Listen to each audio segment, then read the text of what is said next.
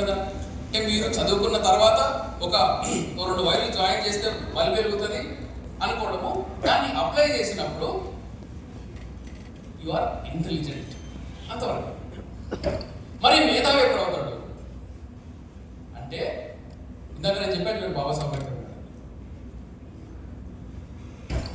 తాను ఒక ఇంటెలిజెంట్గా ఈ నాలెడ్జ్ని ఇన్ఫర్మేషన్ని అప్లికేషన్లో పెట్టగలిగిన వాడు కూడా కాదు, ఇది తప్పు, దీన్ని నేను మార్చగలగాలి అని చెప్పి ఈ థియరీని నేను ఇంకొకలాగా ప్రజెంట్ చేయాలనుకుంటాను, ఈ థియరీ తప్పని నేను నమ్ముతున్నాను అని చెప్పి ఒక కొత్త అంశాన్ని ప్రస్తావించగలిగిన వాడు, ప్రతిపాదించగలిగిన వాడు, ఆ నాలెడ్జ్ని రిఫార్మ్ చేయగలిగిన వాడు, third person will be called as intellectual. అందుకనే మనం పుస్తకాలు రాసిన వాళ్ళు ఇంటలెక్చువల్స్ అంటాం కదా, ఫిలాసఫర్స్ ఇంటలెక్చువల్స్ అంటాం కదా. ఎందుకంటాం అంటే వాళ్ళు అప్పటిదాకా సమాజంలో ఉండే నమ్మకాలని ఇది కాదు అని ప్రత్యామ్నాయ ఆలోచన ధోరణిని వాళ్ళు మీకు పరిచయం చేస్తారు. అందుకనే they are called as intellectuals. Babasaheb దానికి మన రాజ్యాంగానికి ఏంటి కనెక్షన్ అని చెప్పి మీరు ఆలోచిస్తారు. మన రాజ్యాంగం ఆర్టికల్ 1 నుంచి, కాన్స్టిట్యూంట్ అసెంబ్లీ డిబేట్స్ నుంచి, ప్రియాంబుల్ నుంచి మనకు నేర్పించేది ఇదే. కానీ మనకు తెలియనివ్వకుండా చేశారు. మీరు సింపుల్గా గూగుల్ చేసినా కానీ రాజ్యాంగం మీద చాలా క్రిటిసిజమ్స్ మీకు కనిపిస్తాయి, చాలా క్రిటిసిజం కనిపిస్తాయి. ఈ క్రిటిసిజమ్స్లో one of the biggest criticism చెప్తాను. ఈ క్రిటిసిజం ఎవరన్నా విన్నారా లేదా నాకు చేయైతే చెప్పండి. మన రాజ్యాంగాన్ని బ్రిటిష్ చట్టాల నుంచి అరువు తెచ్చుకున్నాము, విన్నారా? అమెరికా రాజ్యాంగం నుంచి మనం కాపీ చేసుకున్నాము, నెదర్లాండ్స్ నుంచి మనం కాపీ చేసుకున్నాము. మన రాజ్యాంగాన్ని వేరే పాశ్చాత్య దేశాల దగ్గర నుంచి మనం స్ఫూర్తి తీసుకొని అక్కడి నుంచి మనం బారో చేసుకున్నాము, అరువు తెచ్చుకున్నాము అని చెప్పేసి సిగ్గు లేకుండా లా పుస్తకాల్లో కూడా రాస్తారు. తెలుగులో ఉండే లా పుస్తకం అయితే మీరు ఎవరన్నా కొనుక్కొని రాజ్యాంగం చదవండి, దాంట్లో రాజ్యాంగం ఒక అతుకుల బొంద అని రాసిన పెద్ద మనిషి కూడా ఉన్నాడు. దీన్ని ఇంకోలాగా ఆలోచిద్దాం. చాలా మంది చేతులు లేపారు కదా, రాజ్యాంగాన్ని మనం బ్రిటిష్ నుంచి తెచ్చుకున్నాం, అమెరికా నుంచి తెచ్చుకున్నాం అని చెప్పాడు. చాలా మంది చేతులు లేపారు కదా. ఇప్పుడు దీన్ని ఇంకోలాగా ఆలోచిస్తాం. రాజ్యాంగంలో పలానా అంశాన్ని మనం అమెరికా నుంచి తెచ్చుకున్నాం, బ్రిటిష్ నుంచి తెచ్చుకున్నాం. భారతదేశానికి సమానత్వం అంటే ఏందో తెలియదు, మేము అమెరికా నుంచి తెచ్చుకున్నాము. మాకు స్వేచ్ఛ అంటే తెలీదు, స్వేచ్ఛని మేము బ్రిటిష్ నుంచి తెచ్చుకున్నాము.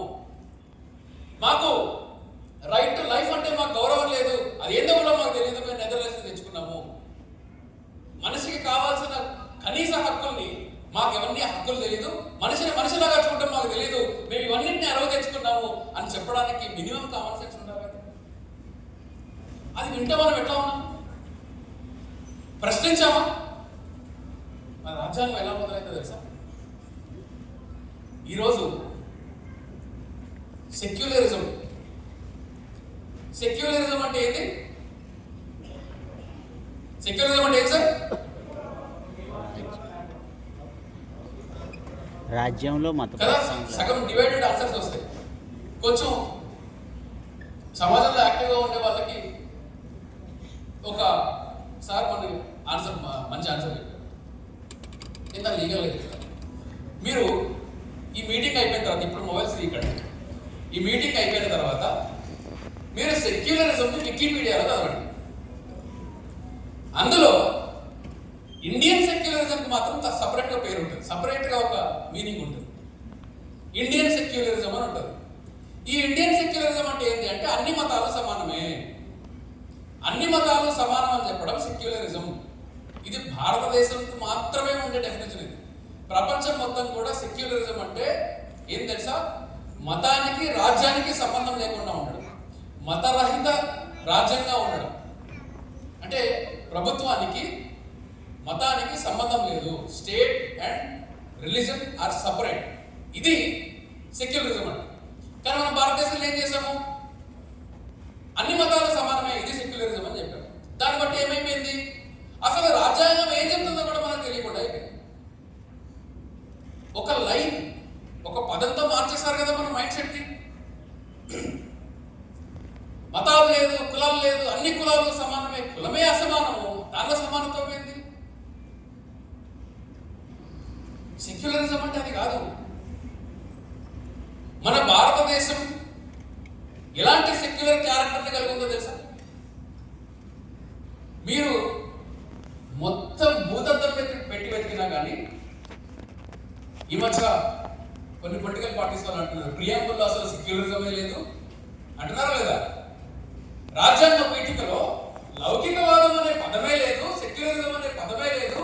కాంగ్రెస్ గవర్నమెంట్ వాళ్ళు ఎమర్జెన్సీ తర్వాత ఇందిరాగాంధీ తీసుకొని వచ్చి ఆపరేషన్ బ్లూ స్టార్ తర్వాత తీసుకొచ్చి పెట్టింది అని చెప్పేసి దాన్ని తీసేయాలి అని చెప్పి మళ్ళీ ఇంకొక వాదన, ఇంకొక డిమాండ్. అసలు ఈ రాజ్యాంగ పీఠిక రాజ్యాంగంలో భాగమే కాదు కాబట్టి దీన్ని అమెండ్ చేసుకోవచ్చు అని ఇంకొక లీగల్ డిబేట్. దాని ద్వారా భారత రాజ్యాంగంలో సెక్యులరిజం ఉండాలా లేదా అనే లెవెల్కి మన ఆలోచన తీసుకుని వెళ్ళిపోయారు. వాళ్ళకి తీయమనేది ఏంటి? పదం మాత్రమే. తీయమనేది ఏంటి? పదం. సెక్యులరిజం అనే ఒక పదాన్ని తీయమంటున్నారు. అంటే ఈ పదాన్ని చేర్చక ముందు భారతదేశ క్యారెక్టర్లో సెక్యులరిజం లేదా? పదాన్ని తీసేసామనుకోండి, భారతదేశంలో సెక్యులరిజం లేకుండా పోతుందా? కానీ పదాల ద్వారా, పదజాలాల ద్వారా రూలింగ్ క్లాస్, లాంగ్వేజ్ అనేదే ruling class. Language in itself is a ruling class. ఈ పదాల ద్వారా మన భావాలను ఎట్లా మారుస్తున్నారంటే రాజ్యాంగాన్ని సెక్యులర్ చేశారు. అన్ని మతాలు మన దగ్గరకు వచ్చేస్తున్నాయి, మన మీద దాడి చేస్తున్నాయి. కానీ మీకు రాజ్యాంగ పరిషత్లో కాన్స్టిట్యూంట్ అసెంబ్లీ డిబేట్స్ జరిగిన ఒక మంచి తమాషైన విషయం చెప్తారు. బహుశా చాలా మంది తెలిసి ఉండకపోవచ్చు, లేదా లాస్ట్ టైం మీటింగ్ వచ్చినప్పుడు ఇదే స్టేజ్లో చెప్పినట్టు గుర్తున్నాను.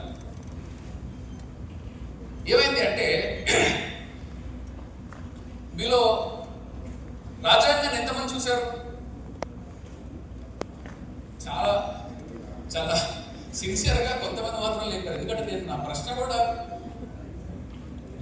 కొంచెం ఆశాజనకమైన ప్రశ్న, చదివారని సాహసం నేను చేయలేదు. ఎందుకంటే లాయర్లు చదవరు. సడన్ గా లాయర్లు అడిగానంటే వాళ్ళు కూడా చెప్పారు. కాబట్టి ఆ సాహసం నేను చేయలేదు. ఎంతమంది చూసారంటే 10 చేతులు వేసారు. అమెరికన్ రాజ్యాంగాన్ని ఏమన్నా చూసారా? ఆబ్వియస్ గా చూడలేదు. భారత రాజ్యాంగం వేస్తే తెలియదు, అమెరికన్ రాజ్యాంగం మనం ఎక్కడ? అమెరికా అడ్వాన్స్డ్ కంట్రీ అని అనుకుంటాం కదా. ఈరోజు మనకు టాయిలెట్కి వెళ్ళాలన్నా కానీ అమెరికన్ టాయిలెటే కావాలి. మీకు పీవీఆర్ అనే ఒక తెలుసా? సినిమా హాల్స్ ఉంటుంది పీవీఆర్. నెక్స్ట్ టైము అంటే ఉమెన్స్ టాయిలెట్లకు ఆబ్వియస్గా నేను వెళ్ళలేదు కాబట్టి నాకు తెలియదు. మెన్స్ టాయిలెట్కి వెళ్ళినప్పుడు అబ్జర్వ్ చేయండి, పీవీఆర్ వాళ్ళు మెన్స్ టాయిలెట్లో అమెరికన్ స్టాండర్డ్ అనే ఒక కమౌంట్ని వాడతారు. నేను ఫోటో తీసి సరదాగా ఫేస్బుక్లో కూడా పెట్టాను. అమెరికన్ స్టాండర్డ్ అని ఉంటుంది దాని మీద, టాయిలెట్ పోసే మీద. మనం టాయిలెట్ పోయడానికి అమెరికన్ స్టాండర్డ్ కావాలి, మోషన్ పోవడానికి అమెరికన్ స్టాండర్డ్ కావాలి. ఈ అమెరికన్ స్టాండర్డ్ అయితే చెప్తాను చూడండి. ఇప్పుడు వీళ్ళ రాజ్యాంగం వచ్చినప్పుడు, అమెరికా రాజ్యాంగం వచ్చినప్పుడు స్త్రీలకి కనీస గుర్తింపు లేదు. కానీ డిబేట్ లేకుండా మొట్టమొదటిసారి స్త్రీలకి సరైన గౌరవము, సమాన హక్కు, గౌరవం ఇచ్చింది భారత రాజ్యాంగం. మన తర్వాత తెచ్చుకున్నారు వాళ్ళు మనల్ని కాపీ చేయాలి, మనం కాపీ చేయాల్సింది. అమెరికన్ కాన్స్టిట్యూషన్, ఈ రోజు కూడా అమెరికన్ కాన్స్టిట్యూషన్ మీకు తెలుసలేదో, వాళ్ళ ప్రియాంబుల్లో in the name of God అని ఉంటుంది. అంటే వాళ్ళ రాజ్యాంగాన్ని దేవుడి పేరుతో దేవుడికి అంకితం ఇచ్చి వాళ్ళ హక్కుల్ని వాళ్ళు రాసుకున్నారు అమెరికన్ కాన్స్టిట్యూషన్. మరి పొద్దున్న లేస్తే సాయంత్రం దాకా మతాల పేరుతో తనుకొని వచ్చే మనము మన రాజ్యాంగంలో ఎందుకు దేవుడిని పెట్టుకోలేదు? అమెరికన్ రాజ్యాంగంలో అంత అడ్వాన్స్డ్ కంట్రీ అనుకున్న దగ్గర, డెమోక్రటిక్ గా ఉంటుంది అక్కడ అనుకున్న దగ్గర కూడా ఈ రోజుకి కూడా దేవుడు ఉన్నాడు కదా రాజ్యాంగంలో. మరి మన రాజ్యాంగంలో దేవుడు ఎందుకు లేడు? కానీ ఇక్కడ వేరే దేవుడు కాబట్టి లేరంటారా? కరెక్ట్గా చెప్పారు సార్, వాళ్ళు చెప్పాడు ఆయన సార్ ఆన్సర్. అక్కడ ఒకటే దేవుడు కాబట్టి ఇంత నేమ్ ఆఫ్ గాడ్ ఉన్నారు, ఇక్కడ వేరే దేవుడు కదా అందుకే ఇక్కడ దేవుడు పెట్టలేదండి. ఆయన తెలిసి చెప్పినా తెలియక చెప్పినా అది నిజమైన ఆన్సర్. ఎందుకు అంటే రాజ్యాంగాన్ని రాసుకునేటప్పుడు కాన్స్టిట్యూంట్ అసెంబ్లీలో కూడా ఏం పేచీ జరిగింది. ఏం చేశారంటే సబ్జెక్ట్ కరెక్షన్ కామత్ అనే ఒక మెంబర్, ఈయన రాజ్యాంగం పీఠికని ప్రియాంబుల్ని in the name of God అని స్టార్ట్ చేయాలి అని అన్నాడు. ఇంకొక ప్రతిపాదన ఏంటంటే in the name of Gandhi అని కూడా స్టార్ట్ చేయాలి అని చెప్పి ఒక ప్రపోజల్ వచ్చింది. గాంధీ గారి పేరుతో రాజ్యాంగం మొదలు పెట్టాలి, దేవుడి పేరుతో రాజ్యాంగాన్ని మొదలు పెట్టాలి. అప్పుడు బాబు రాజేంద్ర ప్రసాద్ ఏమన్నారంటే, అయ్యా దేవుడికి గాంధీకి మనం పేచీ పెట్టద్దు రాజ్యాంగంలో, కాబట్టి మనము దీని మీద డిస్కషన్ వద్దు అన్నాడు. కానీ నువ్వు చెప్తే మేము వినేదేంటి అని చెప్పి, లేదు మాకు రాజ్యాంగం దేవుడి పేరుతోనే స్టార్ట్ అవ్వాలి అని చెప్పి గొడవ స్టార్ట్ అయింది. ఈ మధ్య 2014లో కొత్త పిచ్చగాళ్ళు వచ్చిన తర్వాత సబ్జెక్ట్ కరెక్షన్, రాజ్యాంగాన్ని కొత్తగా చూసిన వాళ్ళు వచ్చిన తర్వాత రాజ్యాంగాన్ని పట్టుకొని రాజ్యాంగం మొత్తం రామాయణం ఉంది, రాజ్యాంగం మొత్తం భాగవతం ఉంది, ఇదిగోండి ఆర్డర్ చూడండి అని చెప్పేసి ఒక లా మంత్రి చూపించాడు మనకు. ఆ కథ గురించి వస్తా తర్వాత, దాని గురించి అన్ని సగం చెప్తాను. అయితే మరి వీళ్ళందరూ ఏం చేశారంటే, లేదు in the name of God start అవ్వాలి అని అన్నప్పుడు మరి బెంగాల్ వాళ్ళు అనుకుంటారా మన దీదీ వాళ్ళ దాదాలు ఎవరు? దీది మమతా బెనర్జీ ఫాలో అవుతున్నారు. అయితే దీదీ వాళ్ళ దాదాలు ఉండేవాళ్ళు కదా, వాళ్ళు ఊరుకోరు కదా. బెనర్జీ, చటర్జీ, ముఖర్జీ వాళ్ళు ఎట్లా ఊరుకుంటారు? ద నేమ్ ఆఫ్ గాడ్ అంటే ఏంది? దేవుడి పేరుతో కాదు, మేము దుర్గాదేవిని పూజిస్తాము, ఇది దేవత పేరుతో స్టార్ట్ అవ్వాలి రాజ్యాంగం అని అన్నారు. అరే ఇది దేవుడి పేరుతో దేవత పేరుతో ఎవడు పిచ్చివాడు లేచి గాంధీ పేరు, దేవుడి పేరు, దేవత పేరు లేదు న్యూట్రల్ గా ఉండాలి, జీసస్ ఉన్నాడు, అల్లా ఉన్నాడు, ఇవన్నీ కాదు, మనందరం గాడ్ తో స్టార్ట్ చేద్దాము అని చెప్పేసి ఒక కన్సెన్సస్ కి వచ్చిన తర్వాత ఇట్లా కాదు అని చెప్పి దీన్ని వ్యతిరేకించిన వాళ్ళు కూడా ఉన్నారు. చూడండి, నేను ఏ దేశం గురించి మాట్లాడుతున్నా? అమెరికా గురించి కాదు, భారతదేశం గురించి మాట్లాడుతున్నా. ఈ డిస్కషన్ మొత్తం అమెరికన్ రాజ్యాంగం రాసేటప్పుడు జరగల, భారతదేశ రాజ్యాంగం రాసేటప్పుడు జరిగింది 1949. అయితే సరే ఇదంతా ఎందుకు పంచాయతీ అని చెప్పి, సరే పర్లేదు వాళ్ళకి కుర్చీలు దొరుకుతాయి, ఎవరి కుర్చీలు వాళ్ళు చూసుకుంటారు. రాజకీయ నాయకులు ఎవరు లేరు, కుర్చీలు ఉన్నాయి కాబట్టి వాళ్ళు ఏం లాక్కోరు, కూర్చుంటారు. అయితే ఈ బాబు రాజేంద్ర ప్రసాద్ ఏం చేశారంటే, సరే ఇవంతా ఎందుకులే మనకు పంచాయతీ, అసలు ఓటింగ్ పెడితే పోతుంది కదా అని చెప్పి డిసైడ్ చేసుకొని ఈయన ఓటింగ్ పెట్టారు. ఓటింగ్ పెడితే ఎవరికి జరిగింది ఓటింగ్? దేవుడికి, ఎవరికి? దేవతగా, గాంధీగా కాదు, మనిషి, దేవుడికి మనిషికి ఓటింగ్ జరిగింది. ఎవరికి జరిగింది ఎలక్షన్? దేవుడికి మనిషికి ఎలక్షన్ జరిగింది. అత్యధిక మెజారిటీతో మనిషి గెలిచాడు, దేవుడు ఓడిపోయాడు. అందుకనే మన రాజ్యాంగంలో ఈరోజు మనం రాసుకున్నది we the people of India, భారతదేశ పౌరులమైన మేము అని స్టార్ట్ అవుతుంది రాజ్యాంగం. ఇంతటి క్యారెక్టర్ కలిగిన రాజ్యాంగం ఎక్స్పెక్ట్ అన్నా చేసి ఉంటారా? 1940s మీరు అసలు ఊహకే కూడా మీరు ఈరోజు ఉండే కాంటెంపరీ పాలిటిక్స్ లో, పార్లమెంట్ లో ఇట్లాంటి హుందాగా జరిగిన డిబేట్స్ మీరు చూడలేరు. ఎందుకంటే ఎవరైతే ట్రెడిషనల్ ఆర్థోడాక్స్ హిందూస్ అనుకుంటారో, పర్టికులర్ గా బ్రాహ్మణ్ కమ్యూనిటీ నుంచి వచ్చిన వాళ్ళు కూడా లేదు, దేవుడి పేరుతో రాజ్యాంగాన్ని నడపడం తప్పు అని వ్యతిరేకించారు. ఆర్థోడాక్స్ ట్రెడిషనల్ హిందూస్ అనుకున్న వాళ్ళు కూడా వ్యతిరేకించారు. ఈరోజు ఎక్స్పెక్ట్ చేయగలరా మీరు ఎవరన్నా? ఆలోచన కన్నా వస్తుందా మనకు? అప్పుడే రాజ్యాంగంలో సెక్యులర్ అనే పదం ఉండాలి అనే డిస్కషన్ కూడా వచ్చింది. చూడండి, ఈ డిబేట్స్ లో ఏం జరిగాయి, రాజ్యాంగాన్ని రాసేటప్పుడు మన నిర్మాతలు ఏం చేశారు? నేను బాబాసాహెబ్ అంబేద్కర్ ఒకరికి క్రెడిట్ ఇవ్వట్లా. హోల్ కాన్స్టిట్యూంట్ అసెంబ్లీలో ఎంతో మంది వాళ్ళ డిబేట్స్ లో వాళ్ళు ఎలాంటి క్యారెక్టర్ని కలిగి ఉన్నారు, రాజ్యాంగానికి ఎలాంటి క్యారెక్టర్ ఇవ్వాలనుకున్నారో చూడండి. ఏం చేశారు? సెక్యులర్ అనే పదం పెట్టాలి అని అన్నప్పుడు చాలా మంది వ్యతిరేకించారు సెక్యులర్ అనే పదాన్ని. మీకు తెలుసా లేదో, బాబాసాహెబ్ అంబేద్కర్ కూడా భారత రాజ్యాంగంలో సెక్యులర్ అనే పదాన్ని వ్యతిరేకించాడు. మళ్ళీ చెప్తున్నా, బాబాసాహెబ్ అంబేద్కర్ కూడా భారత రాజ్యాంగంలో సెక్యులర్ అనే పదాన్ని వ్యతిరేకించాడు. ఇక్కడ వరకు ముక్క కట్ చేసి మీకు అంబేద్కర్ సెక్యులర్ పదాన్ని రాజ్యాంగంలో వ్యతిరేకించాడు అని చెప్పి మీడియాలో చెప్పారనుకోండి, మీరు ఏమనుకుంటారు? ఓ, అంబేద్కర్ కూడా సెక్యులరిజం వద్దనుకున్నాడా?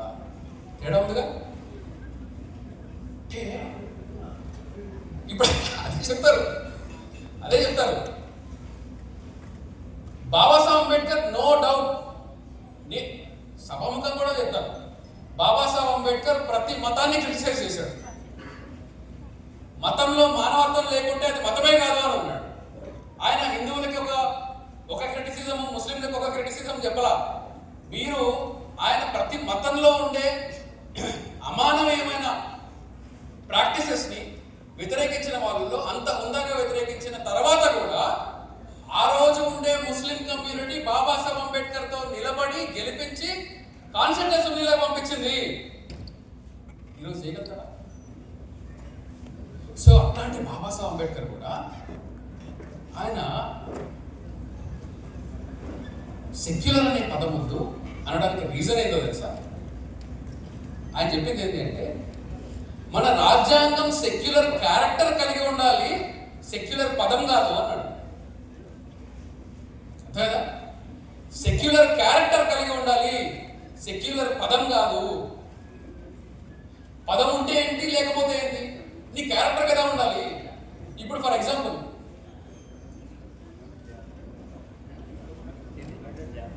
రాముడు మంచి బాలుడు, చిన్నప్పటి నుంచి విన్నాం కదా. అంటే మనకేంటంటే ప్రతి కథలో కూడా రాముడు మంచి బాలుడు, పేద బ్రాహ్మణుడు, పేద మానవుడు, పేద మాధవుడు ఉండడు, వీళ్ళందరూ రిచ్ అనమాట. ప్రతి కథలో కూడా పేద బ్రాహ్మణుడు, రాముడు మంచి బాలుడు, ఇలాంటివి చూస్తాం కదా. మరి రాముడు మంచి బాలుడు అంటే రాముడులందరూ మంచివాళ్ళేనా? ఫలానా వాడు మంచివాడు అనగానే మనకు ఏంటి, దాని కొలమానం ఏంటి? ఆ మంచి క్యారెక్టర్ కలిగి ఉండాలి ఆ వ్యక్తి. అట్లాగే రాజ్యాంగం కూడా మతం నుంచి ప్రభుత్వాన్ని, మతం నుంచి రాజ్యాన్ని వేరుపరిచేలాగా మన రాజ్యాంగం ఉండాలి, చట్టాలు ఉండాలి.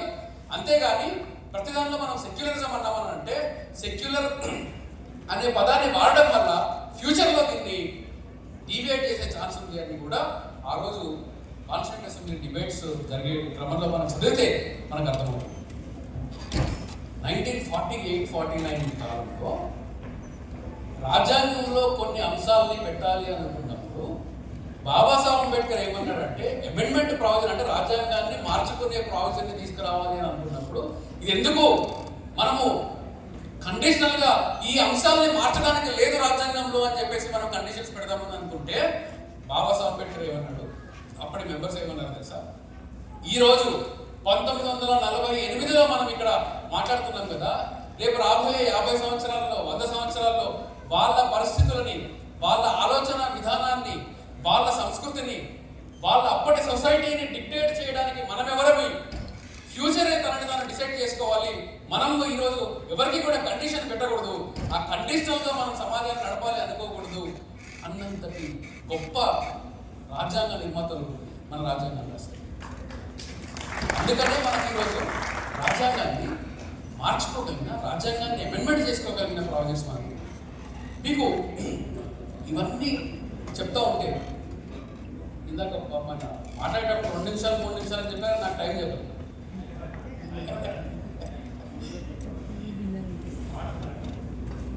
పర్లేదు. నాకు యాక్చువల్గా ఒక 4 రోజుల నుంచి జ్వరం. దాస్ గారు కాకపోతే వచ్చేవాడిని గారు.